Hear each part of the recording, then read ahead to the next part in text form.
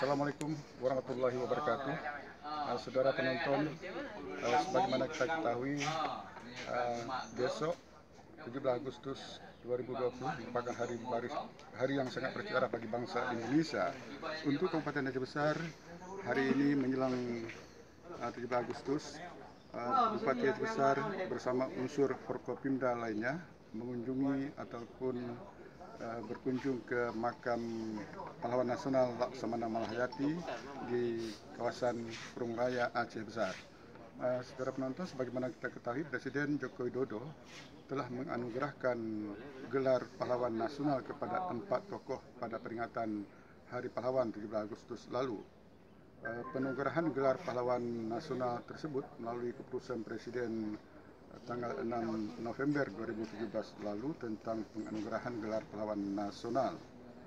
Presiden Jokowi secara resmi menganugerahkan gelar pahlawan nasional kepada ahli waris dari 4 tokoh, yakni Tengku Haji Muhammad Zainuddin Abdul Majid dari Nusa Tenggara Barat, Laksana Malahayati dari Provinsi Aceh, Sultan Mahmud Riwayat Shah dari Kepulauan Riau, dan Lafran Pane dari Daerah Istimewa Yogyakarta.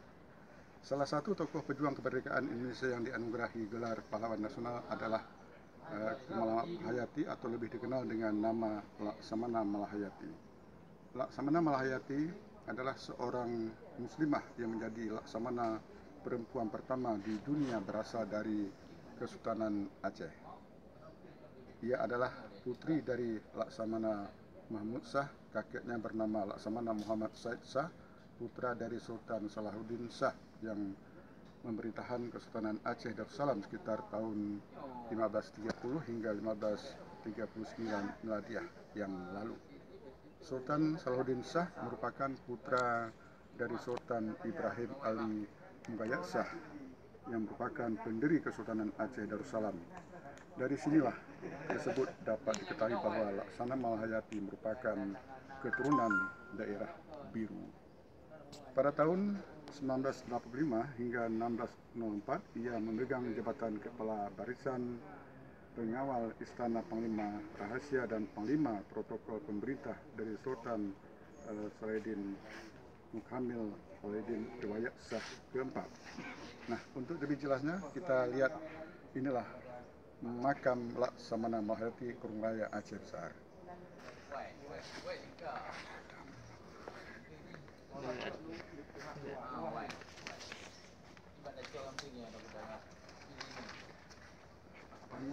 Ada persiapan dulu. Oke, ya, mati deh.